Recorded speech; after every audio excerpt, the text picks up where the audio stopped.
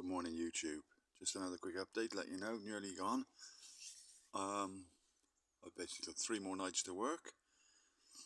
After that, Friday off. Really need to pack everything up. Looks chaotic in here in the moment, but probably not as bad as it looks.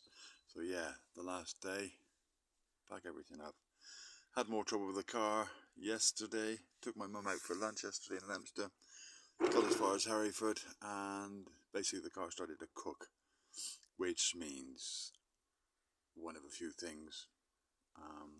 There's water left in there, so hose leaking somewhere, radiator leaking somewhere, or thermostat had it.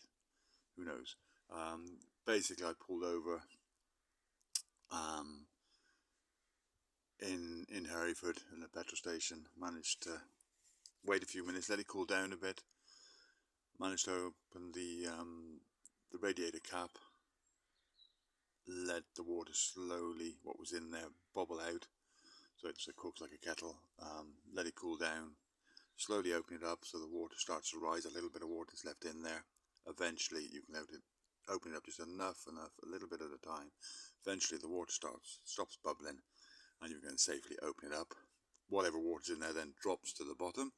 Then it's a case of just topping it up and hoping for the best, and so I did that yesterday. Carried on to Leominster. Seems absolutely fine. I mean, I was a bit strange when I left yesterday morning, and then the night came over from the night shift that the heater in the car wasn't working. So that's a good sign there's a problem somewhere.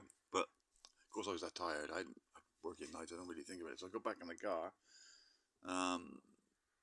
Of course you have the heater going because it's winter now, more or less. So yeah, I did that, and it wasn't heating the car at all. So it wasn't clearing the windscreens like it should do. Anyway, didn't think that much of it. Again, very tired, not sleeping. Coming into Hereford, and it started to bubble over. So the cook, well, I didn't know it was starting to cook, but I could see the temperature gauge was, So normally when the temperature gauge is skyrocketing, if you, in the summer for example, it does that, and you put your heater on full heat and full power, it will eventually make that drop. So obviously I was doing that anyway, so that's why it wasn't cooking too fast, because obviously I had the heater going full blast because of the temperatures outside, but it wasn't doing anything. So anyway, pulled over. Like I say, it was all cooking over.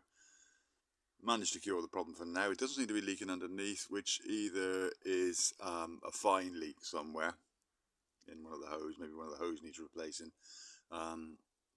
Like I say, or maybe the thermostat's had it or on its way out. Who knows?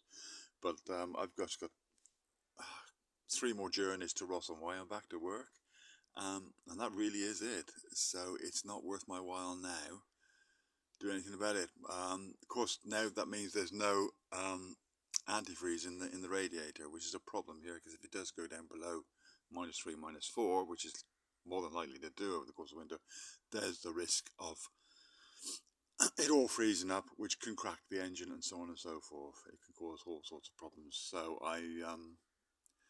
I haven't got time or the tools with me to drain the radiator and put the correct fluids in there. So what I will do is I will just cover the engine in blankets that I've got to prevent the radiator from freezing. So I've got a bit of a cover that I was using on the front part of the tent. So I'll put that on. It's nothing thick, but it should prevent the, if I put some blankets, which I've got a few blankets. I don't really want to use them to wrap the engine up in, but it looks like I'll have no choice. I'll put a few blankets over the engine, and that should stop it freezing. So when I come back next spring, it should be good to go. Like I said, I've got to disconnect the battery as well. Again, I've got no tools for that, so I've got to have a look today before I go to work. So I'll pop up in a bit. I'm working this evening, obviously, or tonight, so I'll have a look what sort of tools I need for that. It's normally something like a 10mm spanner or something. So disconnect the battery once I've parked it up on Friday, and then yeah, that'll be sorted as well. So that won't drain the battery. In theory, the battery should stay with more or less the charge that it's got in it, hopefully. Because if I leave it connected with things, just simple things like the clock and other things that gently slow, drain the battery, then I'll be coming back next year in the spring with a flat battery, and then I'll need some jumper leads and whatever, and I'll need to pester somebody for that. And will the battery be any good after that? Will it hold its charge? Who knows? So if I just disconnect it, should be fine. If not, then I'm going to have to buy a new battery next year, but try to save as much as possible because the car will be going next year. Like I say, it'll be a motorbike. So yeah. So that's about it for now. I'm going to get a few more hours sleep.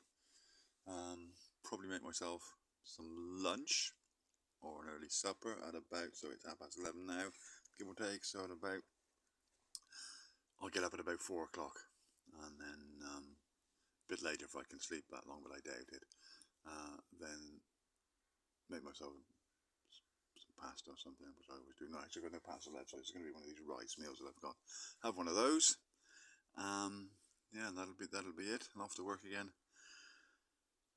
And nearly gone. So anyway, that's the latest update. Latest problems with the car. Exhaust is blowing like the clappers now, but I'm not going to do anything with that now. I'm just going to risk it.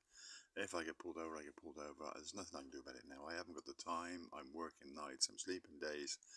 And on Friday, the car's going to be parked up. So next year, if I do use the car for the first few weeks or a couple of months when I come back next year, which is possible, then obviously that exhaust system will have to be replaced because I think it's beyond repair, beyond help now. So anyway, you all take care. Speak to you soon, and that will be Friday. No, well, tell a lie. It'll probably be Saturday when I'm making my way down. So it's now Tuesday, is it?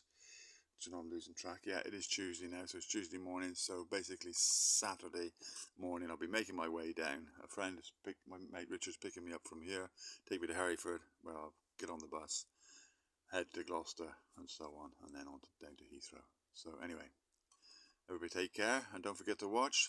The adventure starts soon. Bye for now.